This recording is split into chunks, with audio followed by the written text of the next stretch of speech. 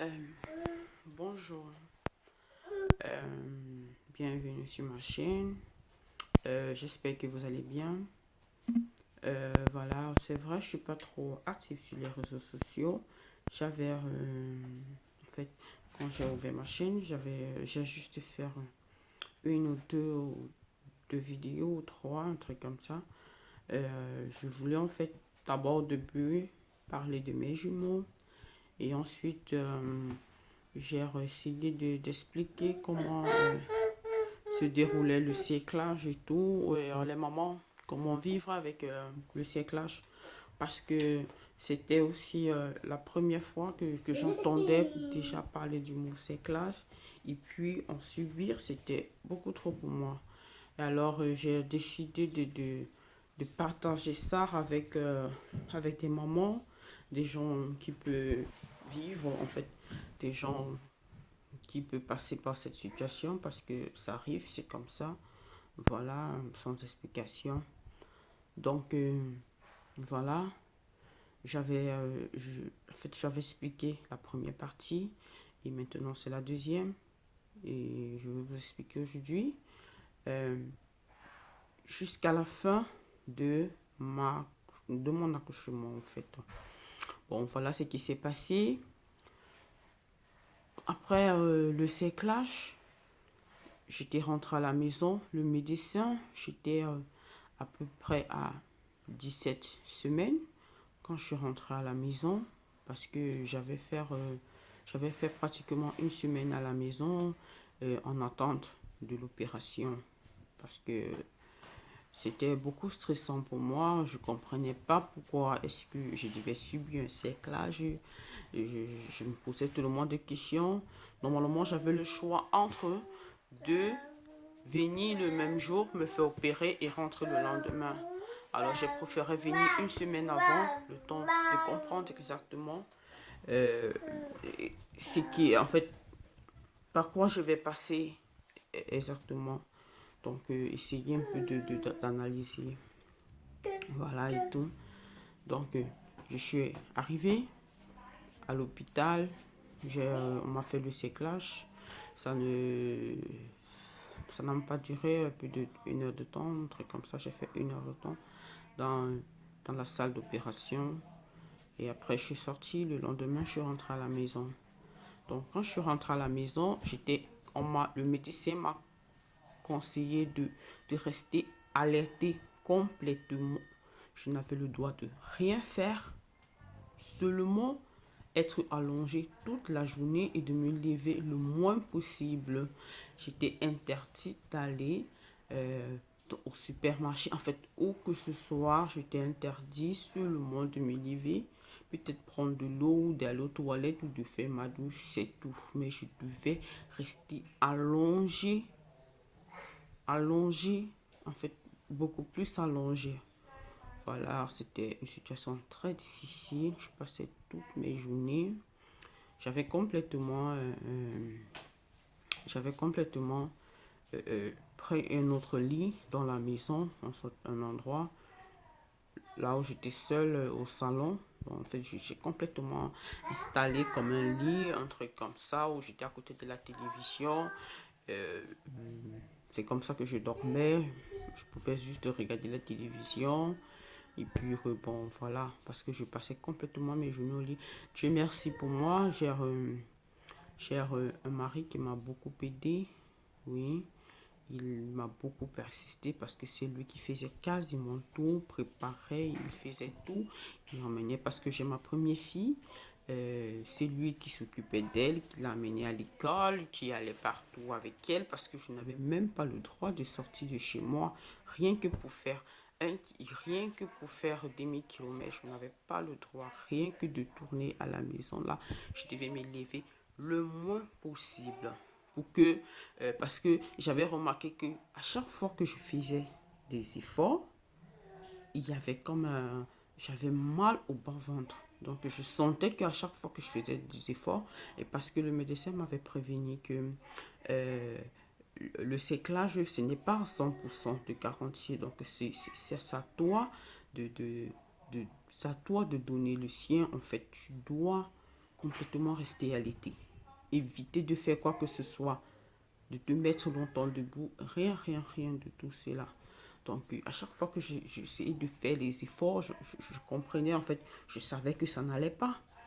Je comprenais que soit le col se détachait ou ça tirait et je devais aller rendre visite. En fait, je devais aller chez mon gynécologue une fois par semaine. Donc, toutes les semaines, j'allais me présenter là-bas pour qu'on essaie de voir ce qui se passe. Est-ce que ça s'améliore, ça se ferme, un truc comme ça, toutes les semaines. Maintenant, alors, bon, voilà. Et toute cette semaine, je les comptais. C'était difficile, vous ne pouvez pas imaginer. Je comptais toutes les semaines. Quand une semaine passait, je disais seulement, oh mon Dieu, merci. Merci. Tout, chaque semaine qui passait, qui s'ajoutait, c'était comme une victoire pour moi et tout. J'avais tellement peur. Voilà, je suis arrivée à la 32e semaine. C'est là où tout a commencé. À la 32e semaine, voilà. Je sais pas trop, il y a une dame. Il y a, il y a une dame avec qui, en fait, je m'entends très bien. C'est une maman, depuis que je suis arrivée ici, qui me soutient, qui m'a toujours soutenu, vraiment, et tout. Excusez-moi. Il y a mon fils qui veut, il veut son biberon.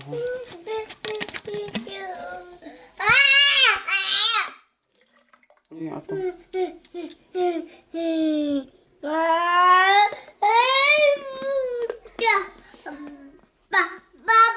Attends.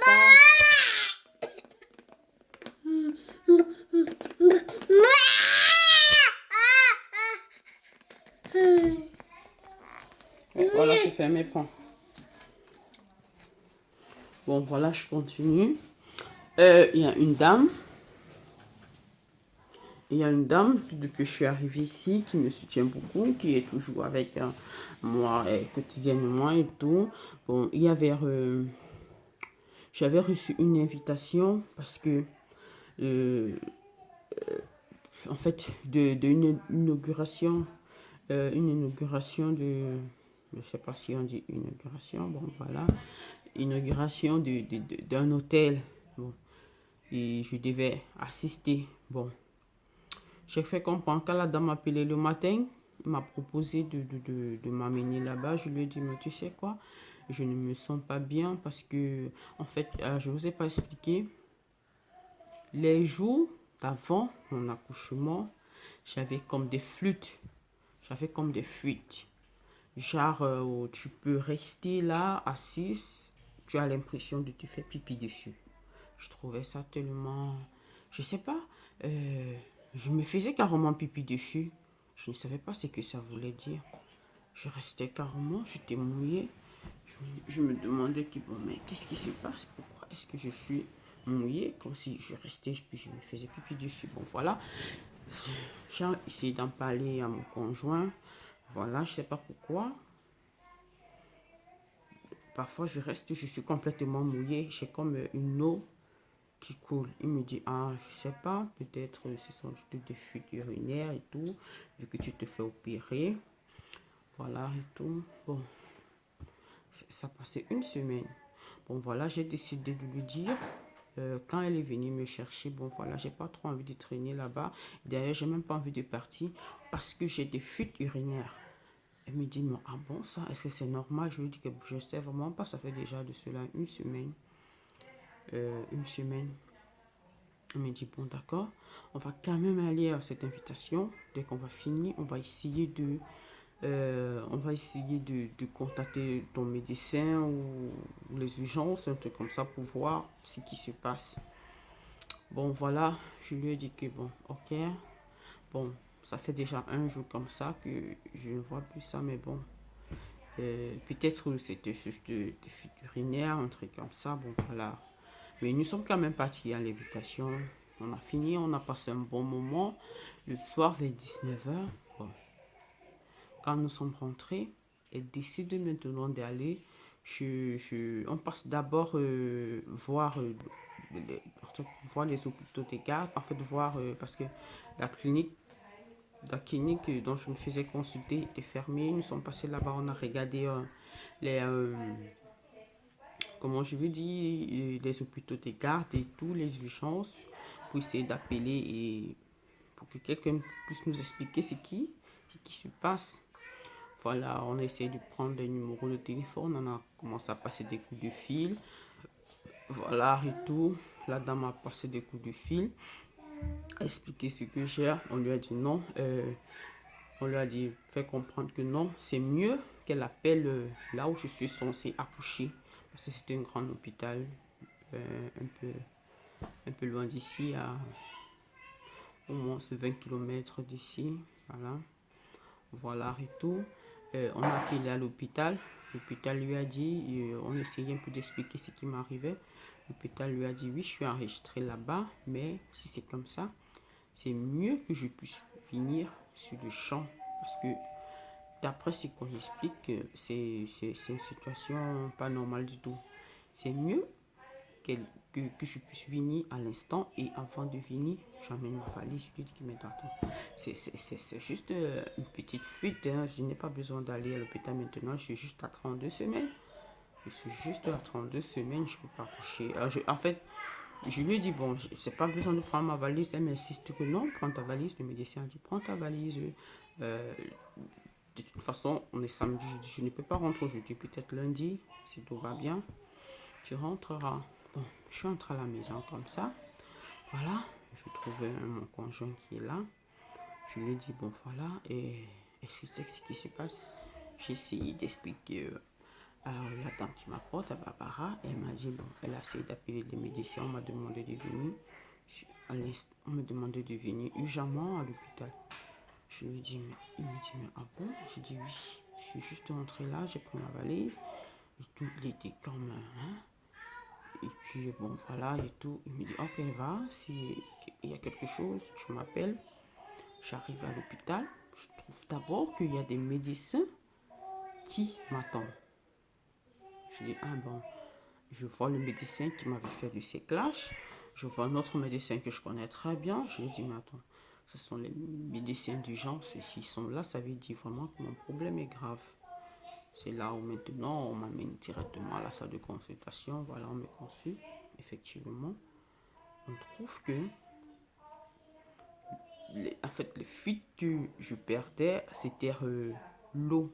La poche d'eau, c'était déjà percée et les enfants étouffaient déjà. Mon Dieu, je ne savais pas. Je me suis dit, ah bon?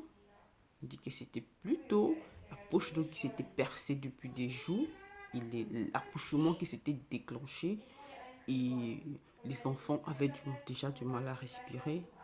Je dis que mon Dieu, et que j'allais accoucher le même soir, ou sans ça, il devait vraiment avoir des complications graves.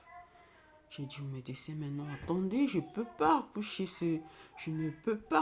aujourd'hui, je n'ai même pas encore fini, j'avais des trucs des bébés que j'avais commandés, les berceaux n'étaient pas encore livrés, je n'avais même pas encore fini la moitié de ce que je faisais et tout. Le médecin m'a dit non, que tu le veux ou non, les enfants seront là ce soir. Je suis restée, je dis, mon Dieu, attends, je vais d'abord réfléchir cette histoire. On m'a dit, bon voilà, il y a deux possibilités. Déjà que tu ne peux pas accoucher normalement vu que ta première grossesse est une césarienne. Et puis celle-ci, on peut bien te faire accoucher normalement, mais ça serait compliqué. Pourquoi? Parce que les enfants, tout déjà, ils veulent sortir. Ils veulent sortir. Et, ils veulent sortir. Donc, il n'y a pas de temps à perdre. Je me dis, bon, d'accord, attendez, je vais d'abord appeler mon mari pour qu'il puisse bien comprendre ce qui se passe et tout. Voilà, je l'ai appelé, je lui ai expliqué directement. Dans les 3-4 minutes qui étaient là, dans les 3-4 minutes qui suivaient, il est arrivé. Je lui ai dit, bon, voilà la situation.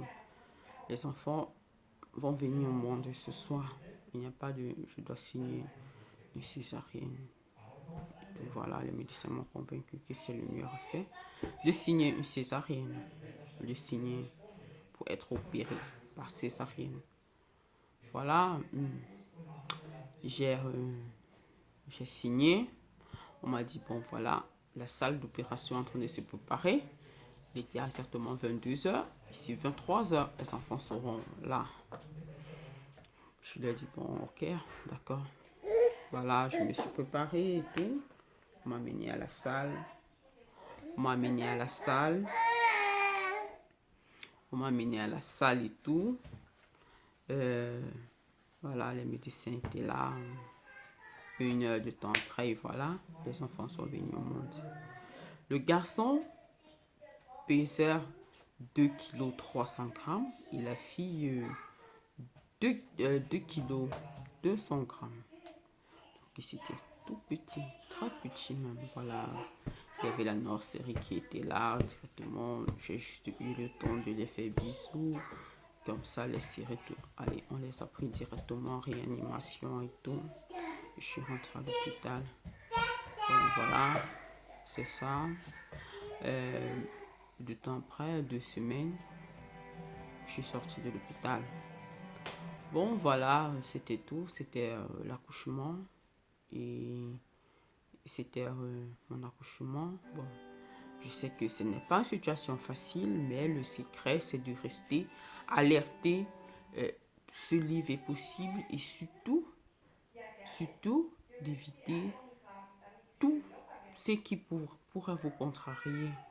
Tout de stress, d'éviter tout ce qui pourrait vous contrarier, le stress et tout. Et vous ne devez même pas, c'est-à-dire, j'ai vraiment un conjoint, vraiment, parce que j'ai fait plus de 6 mois, sans avoir des rapports sexuels avec mon conjoint. Il comprenait très bien parce que c'est vraiment pas une situation facile si tu veux avoir les jumeaux, les rapports sexuels et tout ça avec eux. C'est que c'est pas facile, mais il faut les éviter. Il faut les éviter. Tout ce qui pourra, en fait, tout ce qui pourrait te mettre dans une situation inconfortable ou je sais pas, pour les bienfaits de ton enfant, évite tout genre d'action. Pense au truc bon, pense aux bonnes choses, pense, je sais pas trop, va sur internet. Moi, ce qui me déstressait le plus, c'est quand, voilà, mon conjoint me disait toujours, bon voilà, puisque tu es à la maison, essaye un peu de prendre ton téléphone. J'adore faire les achats en ligne. Alors, toute la journée, je prenais mon téléphone, je cherchais dans les boutiques, je commandais tout en ligne et quand ça arrivait, je récupérais seulement. C'était mon passe-temps, voilà. Et tout. Et puis, j'essayais aussi de regarder des séries, des trucs comme ça. Et je regardais toujours des séries pour passer juste du temps. Bon, voilà, c'était tout pour la vidéo. Et la prochaine vidéo, je vais vous parler de mes jumeaux, du sévrage, de comment est-ce que j'ai fait pour sévrer mes jumeaux. Je pense que ça devrait aussi aider certaines mamans. Voilà et tout. Bon, avant de vous parler du sévrage de mes jumeaux, j'aurai une autre nouvelle à vous annoncer. Bon, voilà. Mais à la prochaine vidéo. Bon, voilà, c'était tout pour cette vidéo. J'espère que ça vous plaira ou que ça essaiera d'aider certaines mamans qui sont dans cette situation. Bon, voilà, si vous avez aimé, juste cliquez en bas et puis commentez, laissez un commentaire. Comme ça, là, je pourrais faire plus de vidéos. Voilà. Allez, bye bye.